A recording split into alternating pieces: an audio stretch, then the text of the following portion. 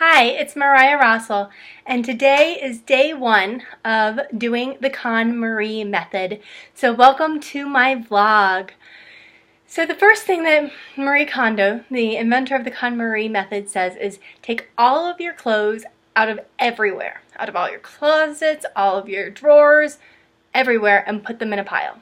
And then the next step is to take each item and look at it and say, does this spark joy or not? If it sparks joy, then put it in a pile. If it doesn't spark joy, thank it and put it in another pile.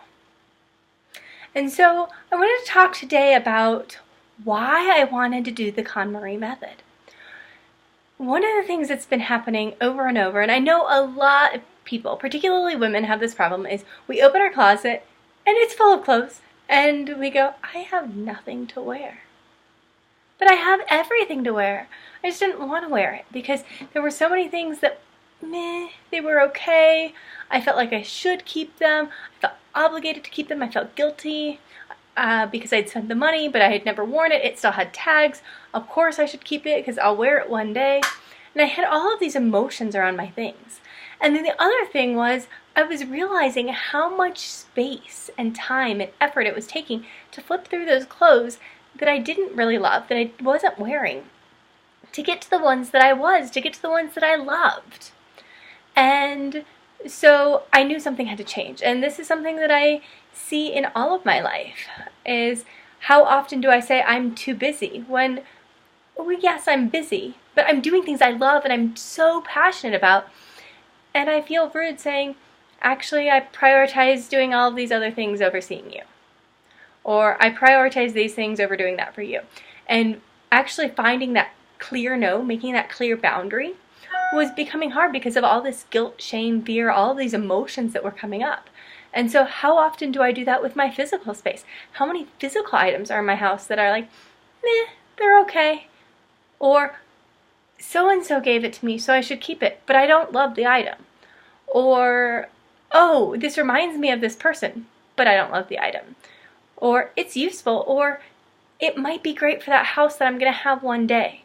And so it had all of these things, but then there was also this creation of fear, because I was living in the world of lack, of what if I need this someday and I don't have the money to buy another one?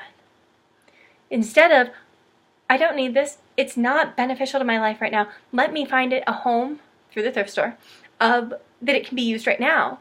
And then when I need it, something else will come my way. Either I'll have the money to buy a new one, I can find one at the thrift store, or I'll see one of my friends saying, hey, I have this printer that I don't need anymore. Do you want it? Yes. When I need it, then yes. And finding my way to that solid yes in everything. And so starting with material objects was really the first step, and not having to be frustrated with how many things I had.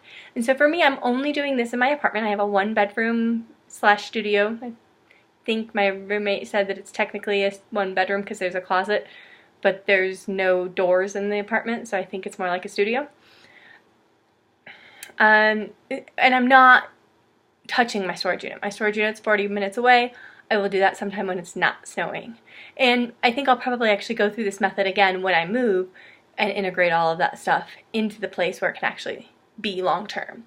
And so I'm really excited to go on this journey and see what things come up and what lessons I get from this process, and how I'm really able to cultivate abundance and let go of lack, let go of fear through going through this process.